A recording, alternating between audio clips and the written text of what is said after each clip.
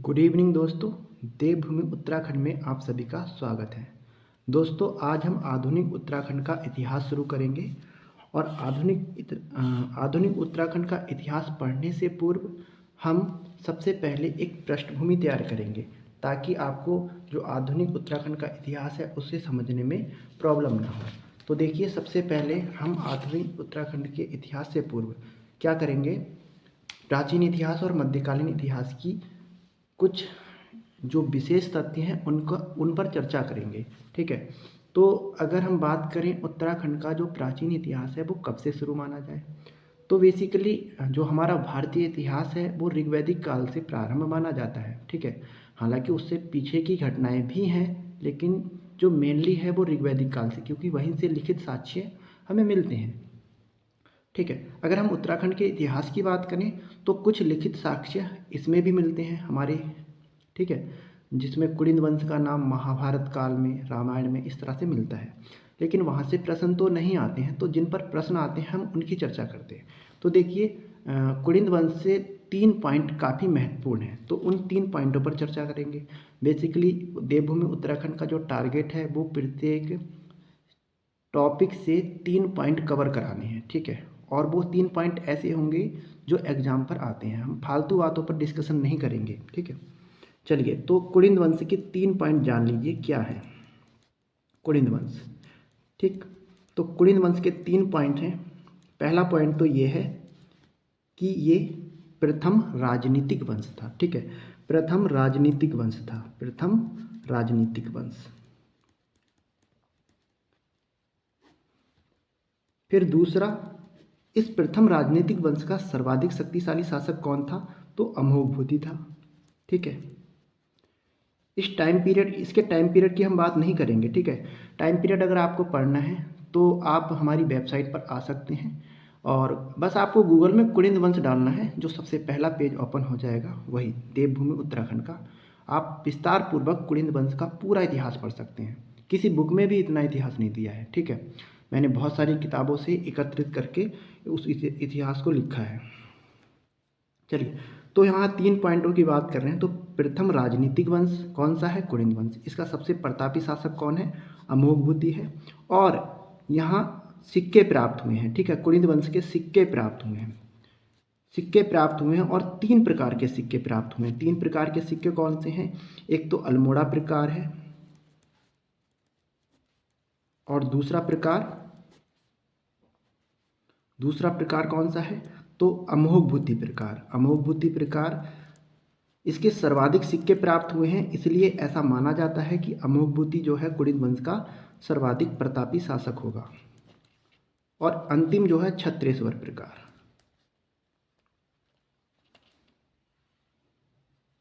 देखिए, ये जो सिक्के हैं ये महत्वपूर्ण है याद करना। क्यों, क्योंकि यहाँ से प्रश्न आया है।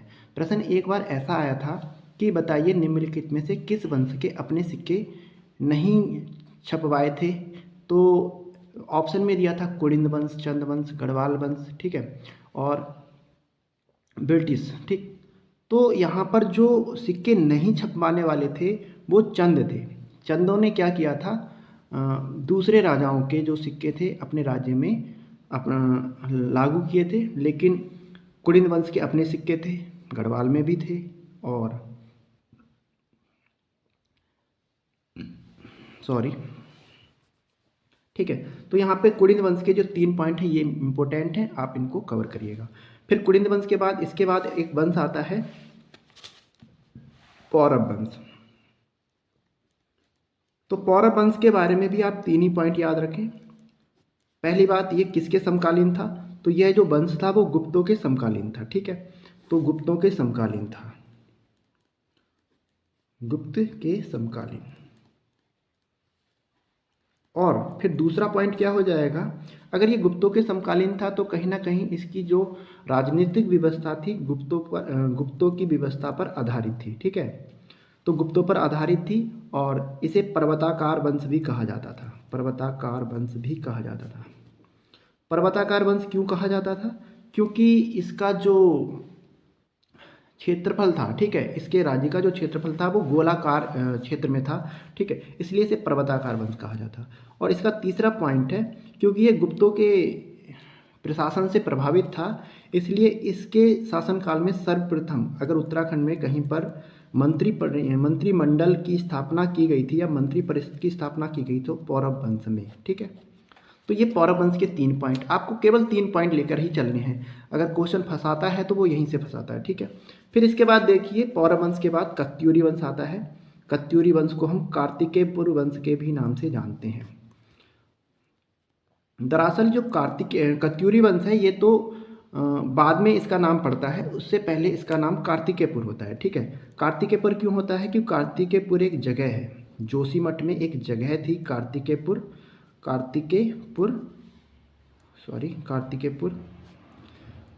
तो कार्तिकेयपुर जगह जो थी तो वहाँ पर, ठीक है, सर्वप्रथम राजधानी स्थापित की जाती है।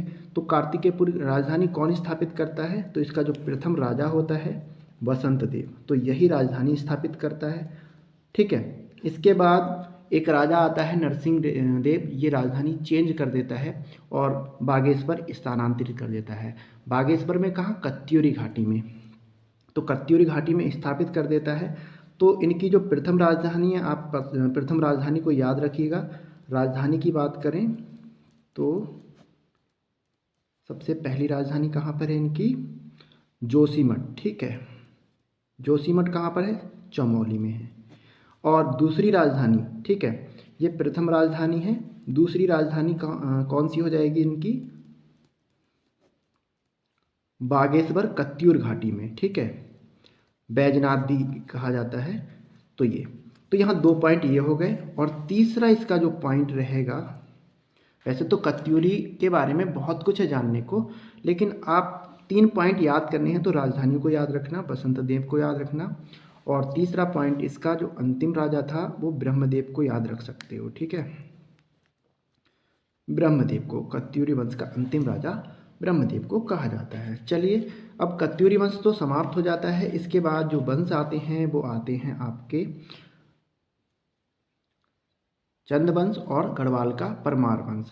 तो ये दोनों वंश लगभग एक दूसरे के समकालीन रहते हैं। हालांकि जो गढ़वाल वंश है वो पहले आता है। गढ़वाल का जो परमार वंश है, ठीक है, उस गढ़वाल का जो परमार वंश है उसका जो स्टार्टिंग है वो पहले हो जाता है, गढ़वाल का परमार वंश। तो इसकी स्थापना कौन करता है? इसमें भी आपको 3 ही पॉइंट याद रखने हैं फिलहाल के लिए, क्योंकि 3 ही पॉइंट से ज़्यादातर क्वेश्चन आते हैं। ठीक है, हम केवल बेसिक क्वेश्चनों की बात करेंगे, जो 24 से 25 क्वेश्चन बेसिक क्वेश्चन आते हैं उनकी।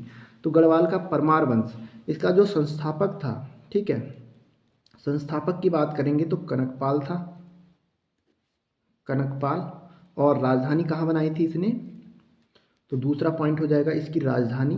तो प्रथम जो राजधानी थी वो थी इनकी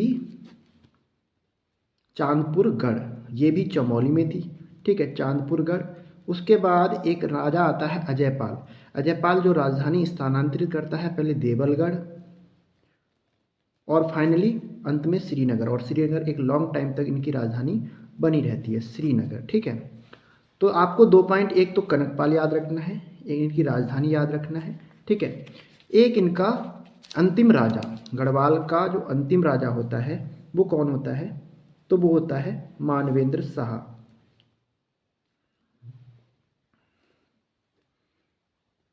मानवेंद्र शाह। देखिए, एक रिवीजन पार्ट है इसलिए मैं शॉर्ट में नाम निपटा रहा हूँ। अंतिम राजा का नाम कई बार आया है, ठीक है, प्रथम राजा का नाम आया है, बाकी राजधानियाँ आती हैं। वहीं पर चंदवंश की बात करेंगे तो चंदवंश, तो चंदवंश के संस्थापक कौन थे?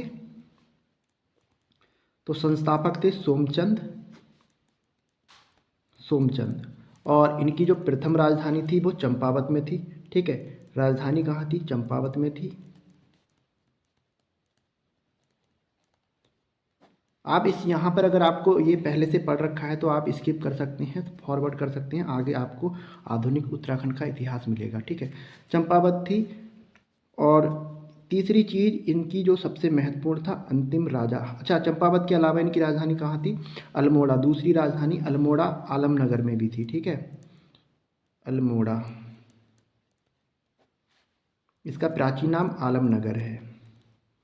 तो ये कॉमन सी बातें हैं, जिन्होंने बहुत टाइम से उत्तराखंड पढ़ रहे हैं उनको तो बहुत आसानी से ये सारी चीज़ें याद होंगी।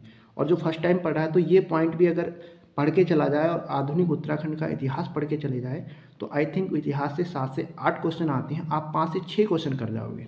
ठीक है, इतना सा पढ़ने के बाद। ठीक है, और क्या है अंतिम पॉइंट, हाँ अंतिम राजा मोस्ट इम्पोर्टेंट। ठीक है, अंतिम राजा इनका मोस्ट इम्पोर्टेंट होता है। अंतिम राजा कौन है? तो अंतिम राजा है इनका महेंद्र चंद, जो 1790 में गोरखाओं से हार जाता है। ठीक है, तो महेंद्र चंद का नाम याद रखना। एक चंद वंश का फेवरेट क्वेश्चन है, कुमाऊं का मोहम्मद तुगलक किसे कहा जाता है? कई बार आया है एग्जाम में, कुमाऊं का मोहम्मद तुगलक। मोहम्मद तुगलक की कहानी जो है मैं आपको विस्तार से ज़रूर समझाऊंगा इसमें क्यों कहा जाता है, लेकिन आज फिलहाल के लिए देवी चंद को याद कर लीजिए। हाँ, यहाँ पे गढ़वाल का जो है, गढ़वाल का स्वर्णकाल किसके शासनकाल को कहा जाता है? तो यहाँ पे ये भी रहता है इम्पोर्टेंट, फतेह शाह। ठीक है, बाकी और डीपली क्वेश्चन तो बहुत हैं, तो हम उनका विस्तार से पढ़ लेंगे थोड़ा बहुत। हाँ, आप इतना ज़रूर याद रखिएगा। ठीक है, इसके बाद देखिए जो उत्तराखंड है, उत्तराखंड में गोरखाओं का शासन हो जाता है। ठीक है, चंदों को हरा देते हैं। 1790 का जो टाइम पीरियड होता है वो बहुत इम्पोर्टेंट होता है। यहाँ पे गोरखा जो है किस पर आक्रमण करते हैं? चंद वंश पर। ठीक है, वहाँ पे राजधानी पर अपना अधिकार जमा लेते हैं और 1790 से अल्मोड़ा पर या कहो कुमाऊं पर गोरखाओं का शासन हो जाता है। कुमाऊं पर शासन गोरखाओं का। ठीक है, और उसी के बाद ठीक है 1804 में जो है गढ़वाल पर भी ये शासन कर लेते हैं और इनका शासन जो होता है बहुत ज़्यादा अत्याचारी और शोषण से भरा हुआ होता है। इसलिए इनके शासन को, किनके शासन को? गोरखाओं के शासन को गोरखियाली कहा गया है। ठीक है, बाकी गोरखाओं का इतिहास भी हम विस्तार से पढ़ेंगे। बाकी आज हम आधुनिक उत्तराखंड का इतिहास शुरू करने वाले हैं। तो देखिए आधुनिक उत्तराखंड का इतिहास कहाँ से शुरू होता है? 1815 से होता है। दरअसल होता क्या है, 1815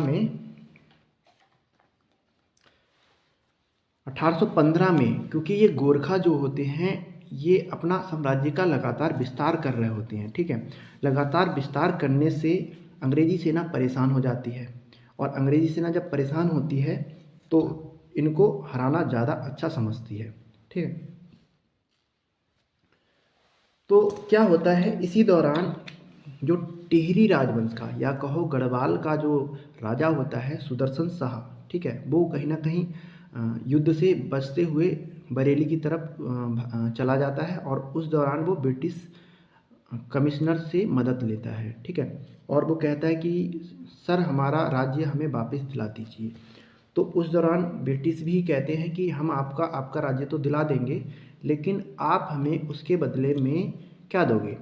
तो वो कह देता है कि आप जो चाहें वो ले लीजिएगा। तो वो कहते हैं कि हमें आपके कुछ क्षेत्र चाहिए। ठीक है, तो क्षेत्र क्या चाहिए? तो वो कहता है ठीक है। उस समय तो वो हामी भर देता है और उसी हामी का उसे खामियाजा भुगतना पड़ता है। होता ये है कि जितने भी उत्पादित क्षेत्र हैं वो ब्रिटिश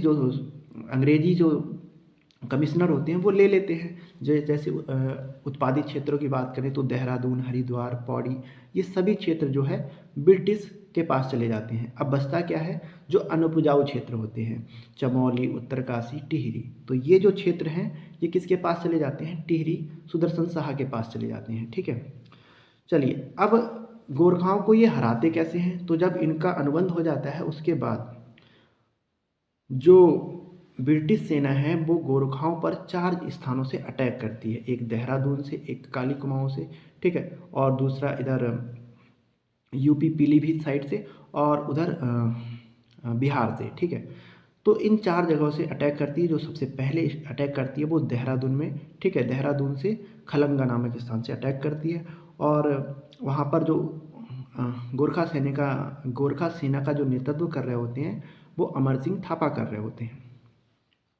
ठीक, वीडियो लंबी होती जा रही है तो हम क्या करते हैं, वीडियो को थोड़ा सा फॉरवर्ड कर देंगे, यही हो सकता है।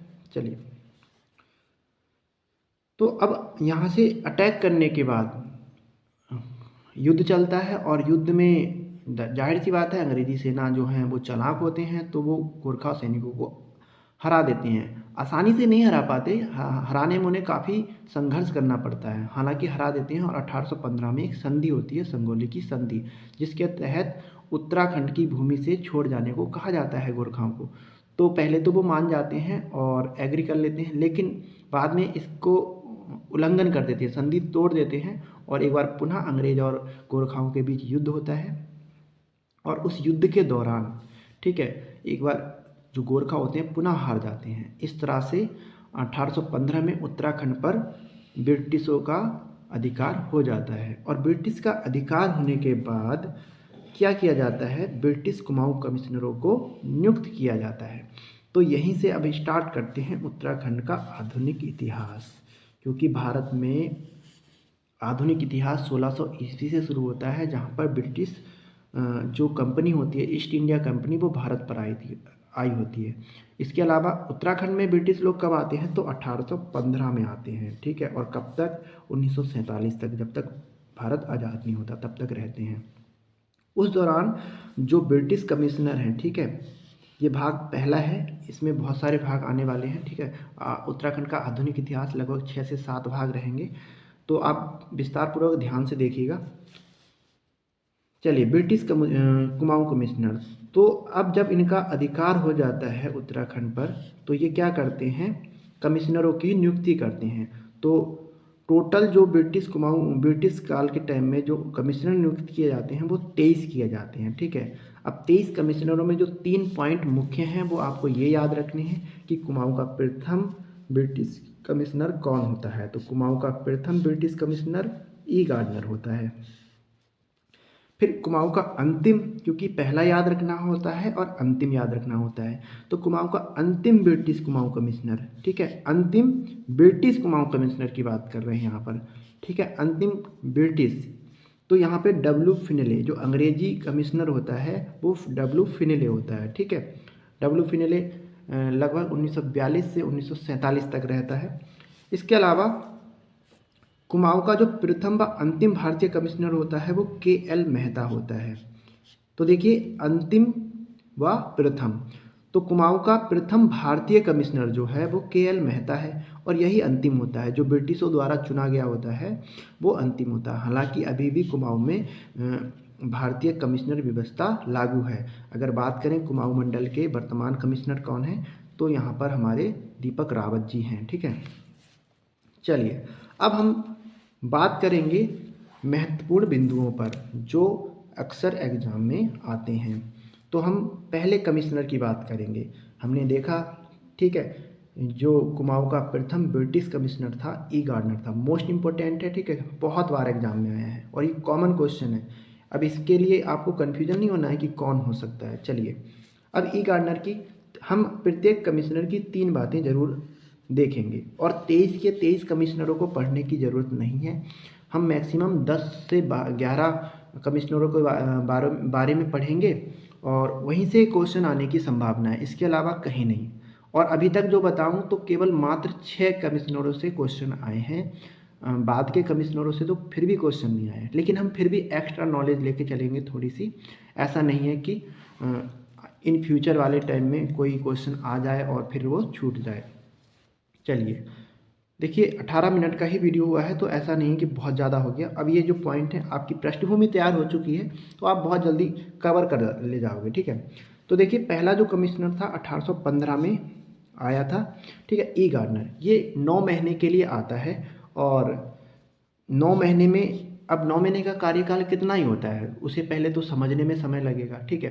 फिर भी ये आया तो सबसे पहले क्या किया होगा, ठीक है। तो अगर इसके 3 पॉइंट मैं पहले पढ़ूं, तो कुमाऊं का ये प्रथम कमिश्नर था, पहली बात, ये पॉइंट आपको याद रखना है, मोस्ट इंपॉर्टेंट है सीधे एग्जाम के पॉइंट ऑफ व्यू से, ठीक है। दूसरा, इसने प्रथम भूमि बंदोबस्त लागू किया था। और तीसरी, डाक व्यवस्था लागू की थी। डाक व्यवस्था की शुरुआत की कहाँ, ब्रिटिश कुमाऊं में। ब्रिटिश कुमाऊं में डाक व्यवस्था की शुरुआत करने वाला गवर्नर कौन था, तो ई गार्डनर था। प्रथम भूमि बंदोबस्त किसके कार्यकाल में लागू हुआ? तो ई गार्डनर के कार्यकाल में लागू हुआ। कुमाऊं का प्रथम कमिश्नर कौन था? तो ई गार्डनर था। तो ये कुछ प्रश्न रहे ई गार्डनर से संबंधित। ठीक है, अब देखिए हम ई गार्डनर की बात कर लेते हैं। तो ई गार्डनर जो था वो 9 महीने के लिए आया था और जो इसने काम किए तो बहुत ज़्यादा काम तो नहीं कर पाया, इसने समझा हाँ, लेकिन जो सबसे महत्वपूर्ण काम था भूमि बंदोबस्त वो लागू कर दिया। वो भी लागू किसकी मदद से किया? तो 3 महीने बाद ही इसके सहायक के रूप में ट्रेल को भेज दिया गया था और ट्रेल ने सारी भूमि की नाप जोख की और जो भी व्यवस्थाएं चेंज करनी थी वो चेंज की। ठीक है, और जो सबसे पहला स्रोत होता है आय का, भूमि, ठीक है, तो भूमि के रूप में लगान, तो वो महत्वपूर्ण कार्य किया। ठीक, तो ई गार्डनर के कार्यकाल में ये 3 बातें जरूर याद रखना। 3 पॉइंट याद ही रखने हैं आपको, ऐसा नहीं है इन 3 पॉइंट को छोड़ना है। आप नोट्स बना सकते हैं यहाँ से। ठीक है, इसके अलावा ये नोट्स जो हैं आपको PDF फॉर्म में मिल जाएंगे।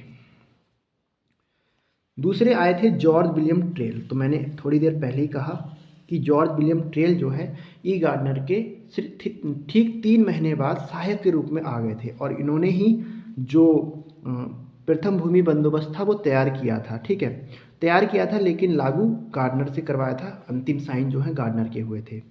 फिर 1816 से 1835 तक दूसरे कमिश्नर के रूप में विलियम ट्रेल बनते हैं। अब इन्होंने क्या किया? देखिए, अब कोई भी सरकार चेंज होती है तो विरोधी उत्पन्न होते ही होते हैं। ठीक है, तो इन्होंने विरोध को दबाने के लिए, ठीक है, विरोध को दबाने के लिए सबसे पहले क्या किया? भूमि बंदोबस्त लागू किया। पहले तो भूमि बंदोबस्त लागू कर दिया, आय का स्रोत बन गया। अब विरोध अगर कोई करेगा तो उनके लिए जेल बना दी। सबसे पहले इन्होंने जेल बना दी। तो 1816 में अल्मोड़ा में जेल बना दी और पौड़ी में जेल बना दी। अगर कोई भी विद्रोह करता है थोड़ा सा भी तो उनको तुरंत जेल में डाल दिया जाता था। तो इससे विद्रोही खत्म हो गए थे लगभग। तो ऐसा लग रहा था कि उत्तराखंड का विकास हो रहा है। जो उनकी हाँ में हाँ मिलाने वाले थे तो वो हाँ में हाँ मिलाए जा रहे थे और स्टार्टिंग में विकास करना जरूरी था। अगर वो विकास नहीं करेंगे तो आय कैसे बढ़ेगी उनकी? ठीक है, इसलिए विकास करना जरूरी था। अगर मैं बात करूं प्रथम भूमि बंदोबस्त की तो इन्होंने 36-37 हज़ार रुपये जो है लगान के तौर पर रखा था। इन्होंने 36-37 हज़ार रुपये। ठीक है, वहीं पर उसके बाद जब दूसरा भूमि बंदोबस्त लागू होता है तो लगभग 41 हज़ार तक कर दिया था। ठीक है, तो इस तरीके से इन्होंने लगान की दर भी बढ़ाई। और क्यों बढ़ाई? क्योंकि ये विकास कर रहे थे। और विकास कैसे कर रहे थे? तो जो भी इनको आय बढ़ाने से संबंधित जो भी कर पा रहे थे वो सारे काम कर रहे थे। ठीक है, चलिए अगर मैं बात करूं जॉर्ज विलियम ट्रेल की 3 मुख्य बातों की, तो पहली बात तो यही हो गई, इसके काल में अल्मोड़ा जेल की स्थापना हुई थी और पौड़ी जेल की स्थापना हुई थी। क्वेश्चन यहाँ से ये बनता है कि सर्वप्रथम जेल की स्थापना किसने की? तो जॉर्ज विलियम ट्रेल ने की। अल्मोड़ा में कब हुई? 1816 में हुई। पौड़ी में कब हुई? 1821 में हुई। इसने अपने कार्यकाल में 6 भूमि बंदोबस्त लागू किए थे। हालांकि 7 भूमि बंदोबस्त इसी के थे, लेकिन इसके कार्यकाल में 6 ही भूमि बंदोबस्त लागू हुए थे। उसमें भी जो सबसे प्रमुख भूमि बंदोबस्त था वो था पंचशाला भूमि बंदोबस्त। ठीक है, इसको आपको याद रखना है। पंचशाला भूमि बंदोबस्त को ही 80 साला बंदोबस्त कहा जाता था। ठीक है, और ये 1823 में लागू हुआ था। अगर विक्रम संवत के अनुसार जाओगे तो 1823 में 57 जोड़ोगे तो यही बंदोबस्त 80 साला बंदोबस्त कहलाएगा। ठीक है, ठीक। इसके अलावा जो विलियम ट्रेल था इसके काल में एक जो महत्वपूर्ण घटना घटी थी वो ये थी कि 1834 में हल्द्वानी का निर्माण प्रारंभ हो गया था। इसने हल्द्वानी में अपने लिए खाम का बंगला बनवाया था। तो ये वो याद तो रखने की ज़रूरत है नहीं, हमें ये 3 पॉइंट जरूर याद रखने हैं जॉर्ज विलियम ट्रेल से। इसके अलावा कुछ पॉइंट्स अगर मैं और बता दूं तो पटवारी का जो पद है इसी ने सृजित किया था। ठीक है, और इसी ने संख्या भी पटवारियों की बढ़ाई थी। जॉर्ज विलियम ट्रेल के बारे में इतना ही है। और अगर आपको विस्तार से पढ़ना हो तो मैं फिर से कहूँगा आप हमारे कुमाऊं का ब्रिटिश कमिश्नर, ठीक है, देवभूमि उत्तराखंड की वेबसाइट पर देख सकते हैं। चलिए इसके बाद आपका जो तीसरा कमिश्नर आता है, ठीक है, तीसरा कमिश्नर आ जाएगा कर्नल जॉर्ज गोबान। देखिए आपको कम से कम स्टार्टिंग के जो 6 कमिश्नर हैं उनको ध्यानपूर्वक पढ़ना पड़ेगा। क्यों पढ़ना पड़ेगा? क्योंकि यहाँ से प्रश्न आए हुए हैं। आज से 2 या 3 साल पहले एग्ज़ाम हुआ था, एक वीडियो का एग्ज़ाम हुआ था आई थिंक, तो उसमें एक क्वेश्चन आया था निम्नलिखित में से चौथे कमिश्नर, ब्रिटिश कुमाऊं के चौथे कमिश्नर कौन थे? ठीक है। तो अब जिसने ध्यानपूर्वक पढ़ा था या विस्तार से पढ़ा था उसने तो ये क्वेश्चन ठीक किया, जिसने ठीक से नहीं पढ़ा था, क्योंकि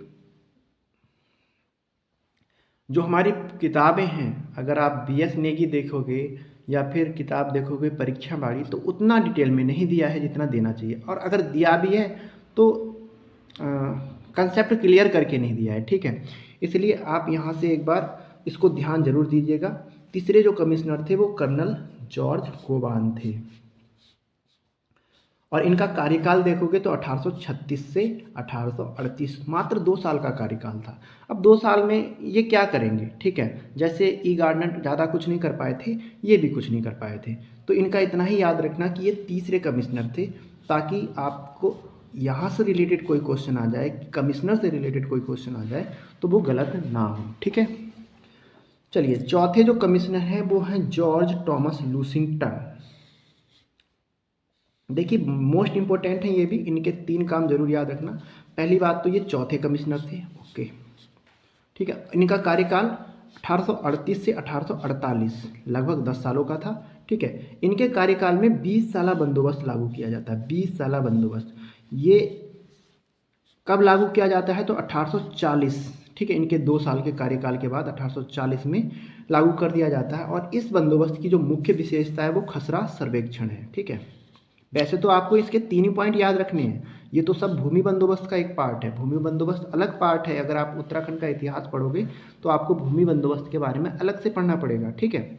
बाकी अगर आप जॉर्ज टॉमस लूसिंगटन, आप ब्रिटिश कुमाऊं के कमिश्नरों का अध्ययन कर रहे हैं, इसलिए आपको 3 बातें याद रखनी है कि इनके काल में 20 साला बंदोबस्त लागू किया गया था। क्योंकि क्वेश्चन ऐसा आजकल क्वेश्चन के पैटर्न कुछ इस तरह का हो गया है कि किसके काल में क्या रहा, तो ये यहाँ से क्वेश्चन ये बन सकता है कि बताइए निम्नलिखित में से 20 साला बंदोबस्त किस कमिश्नर के कार्यकाल में लागू किया गया, तो जॉर्ज टॉमस लूसिंगटन।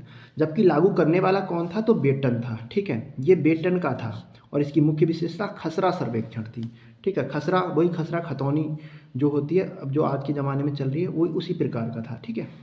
इसके अलावा जो सबसे महत्वपूर्ण काम था जॉर्ज टॉमस लूसिंगटन का, नैनीताल का नगरीकरण। इसके कार्यकाल में नैनीताल का नगरीकरण प्रारंभ हो चुका था।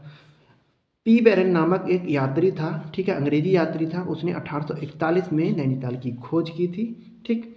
तो ये 3 पॉइंट इंपॉर्टेंट है। ये तो आपका जनपद वाला है पार्ट, ठीक है, कि नैनीताल की खोज, जनपद जब सीरीज पढ़ोगे तो वहाँ पर आपको ये क्वेश्चन मिल जाएगा। चलिए आगे बढ़ते हैं। 5वें कमिश्नर की बात करें तो जॉन हेलिट बेटन। जॉन हेलिट बेटन, इसका कार्यकाल 1848 से 1856 के बीच में रहता है, और ये कुमाऊं का 5वां कमिश्नर होता है, ठीक है। इसी के काल को अजय रावत जी ने कुमाऊं का स्वर्ण युग माना है। हालांकि परीक्षावाणी आप देखोगे तो उसमें हेनरी रैमजे को कुमाऊं का स्वर्ण युग कहा है। अब अजय रावत ने ऐसा क्यों कहा है, आई डोंट नो, लेकिन अब जिन्होंने अजय रावत ने माना है, अधिकांश, अगर आप यकीन ना मानो तो जो लोक सेवा आयोग है, ठीक है, वो अजय रावत की बुक को ज़्यादा फॉलो करता है, ठीक है। तो आप अजय रावत को लेकर चलना पड़ेगा। इसलिए कुमाऊं का स्वर्ण युग किसे माना जाता है, जॉन हेलिट बेटन के कार्यकाल को। इसी के काल में कुमाऊं मंडल का जो मुख्यालय होता है वो परिवर्तित कर दिया जाता है नैनीताल में, और कब किया जाता है, 1854 में। ये भी मोस्ट इंपॉर्टेंट है। तो जॉन हेलिट बेटन की 3 बातें आपको याद रखनी है, 5वां कमिश्नर है, स्वर्ण युग और मुख्यालय, ठीक है। फिर आते हैं, देखिए सर हेनरी रैमजे, ये हैं उत्तराखंड के, ठीक है, या कहो कुमाऊं के बेताज बादशाह। क्यों है, क्योंकि एक तो इनका कार्यकाल देखिए 1856 से 1884 तक जाता है, ठीक है, किनका, सर हेनरी रैमजे का। अब इतना लंबा कार्यकाल जाने का क्या कारण है, तो ये है, देखो 1856 और 1884, ये क्या है, 1857 के आसपास वाला टाइम है। और ऐसा माना जाता है कि जो सर हेनरी रैमजे थे वो इतने अच्छे प्रशासक थे कि इनके टाइम में पूरे देश में 1857 की क्रांति का विद्रोह हुआ, लेकिन इनके राज्य में कोई बाल ना बाका हुआ, ठीक है, सेफ रहा। हालांकि काली कुमाऊं में जो, क्या नाम है उसका, प्रथम स्वतंत्रता सेनानी जिसे कहा जाता है, कालू मेहरा, उन्होंने क्रांतिवीर नामक संगठन को स्थापित कर जो 1857 की क्रांति की पहल तो की थी, लेकिन उसको उन्होंने दबा दिया। वहीं दूसरी तरफ हल्द्वानी में भी काले खां के नेतृत्व में सेना जो क्रांतिकारी थे उन्होंने हल्द्वानी पर अधिकार कर लिया था, लेकिन कुशल नेतृत्व से उनको भी हरा दिया। इस तरीके से दो जगह 1857 की क्रांति में कुमाऊं पर अटैक हुआ, दोनों को दबा दिया। इसके अलावा उन्होंने इसको सेफ रखने के लिए अपने राज्य में 1857 की क्रांति के समय मार्शल लॉ लागू किया था। इसलिए 1857 की क्रांति में उत्तराखंड पर कोई असर नहीं पड़ा था।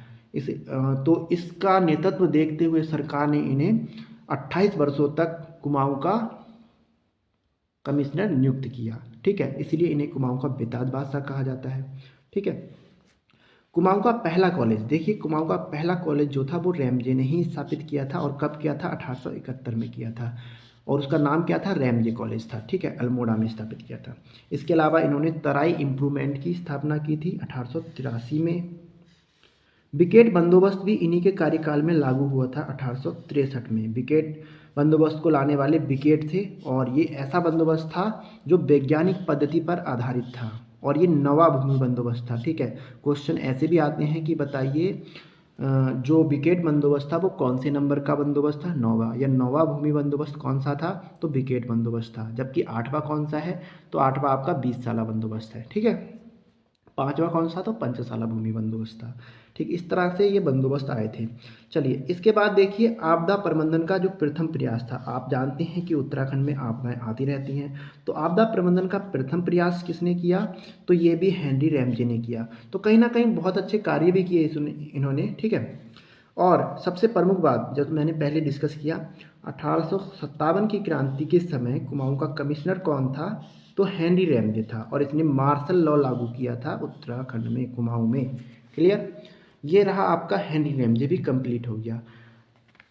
इसके बाद देखिए 8वां जो, अब ये तो हमने क्रम से देखे। ठीक है, अब हम केवल महत्वपूर्ण कमिश्नरों की बात करेंगे जिनके दौरान बड़ी बड़ी घटनाएं हुई थी, क्योंकि आजकल जो क्वेश्चनों का पैटर्न है वो बड़ी घटनाओं से संबंध जोड़ के पूछा जाता है कि इस समय कमिश्नर कौन था। ठीक, तो अब हम सीधे 8वां कमिश्नर देखेंगे। जो 7वां कमिश्नर है वो फीसर था। इसके कार्यकाल में कोई बड़ी बातें हुई नहीं थी। ठीक है, बड़ी बातें नहीं हुई थी, तो इसलिए हम इसके कार्यकाल को पढ़ेंगे भी नहीं, ज़्यादा इम्पोर्टेंट भी नहीं है। हाँ, लेकिन इम्पोर्टेंट कौन हो जाएगा? H.G. रोज। ठीक है, यहाँ से बहुत कम कोचिंगों में पढ़ाया जाता है, लेकिन हम आपको कुछ एक्स्ट्रा जानकारी दे रहे हैं। ठीक है, तो आप यहाँ पर केवल ये मान के नहीं पढ़िएगा कि ये उत्तराखंड के लिए महत्वपूर्ण नहीं है, काफ़ी महत्वपूर्ण है। उत्तराखंड के पॉइंट ऑफ व्यू से नहीं है तो आपके भारतीय इतिहास से हो जाएंगे, कहीं ना कहीं इनका लिंक जुड़ा है।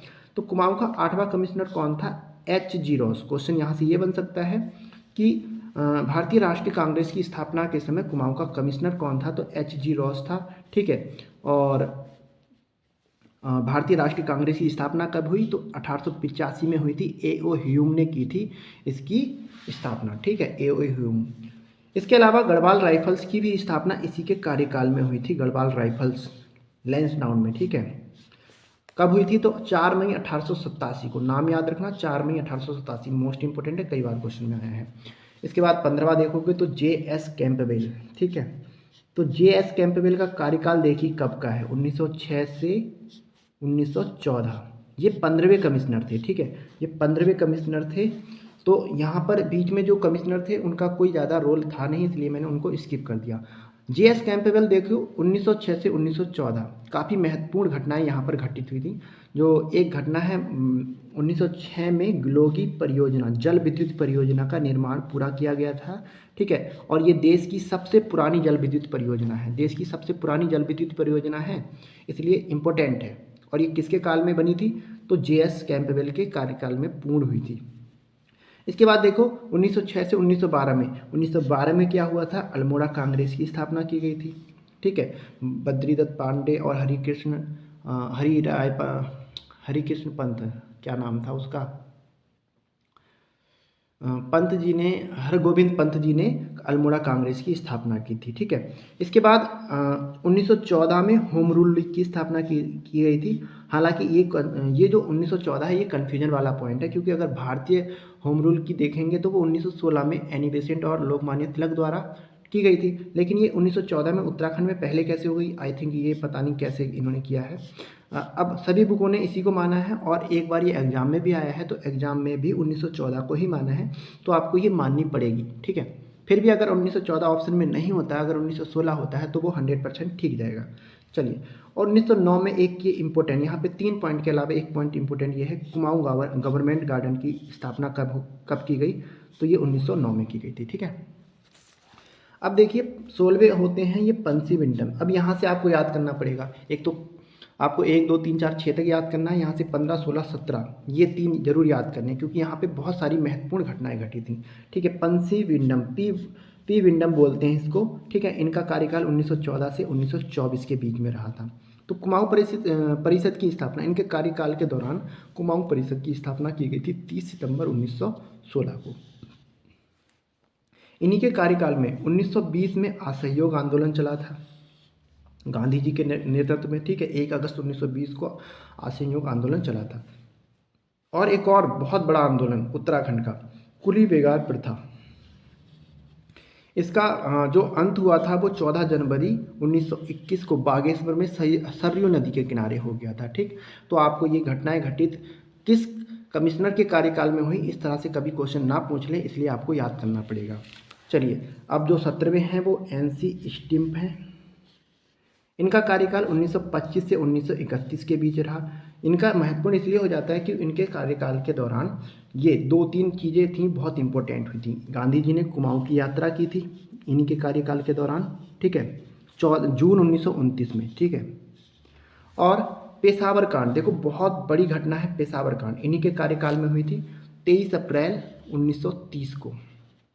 इसके अलावा टिहरी में रवई कांड घटित हुआ था, ठीक है, तो 30 मई 1930 को ये भी हुआ था। इसके अलावा देश में क्या चल रहा था, तो सविनय अवज्ञा आंदोलन चल रहा था, ठीक। और जो अंतिम हमें जो याद करना है वो TJC एक्टन को याद करना है, क्योंकि इनके कार्यकाल के दौरान भारत छोड़ो आंदोलन चला था।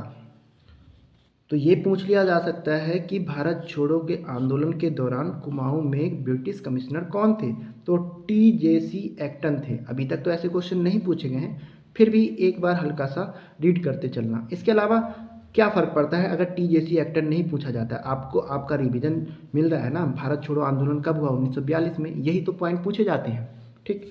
कुमाऊँ का बारदोली, कुमाऊँ का बारदोली, तो ये दूसरा बारदोली कहा जाता है, गांधी जी ने इसे दूसरा बारदोली कहा। ये किसे कहा जाता है, सल्ट क्षेत्र को 5 सितंबर 1942 को घटित हुआ था, ठीक है।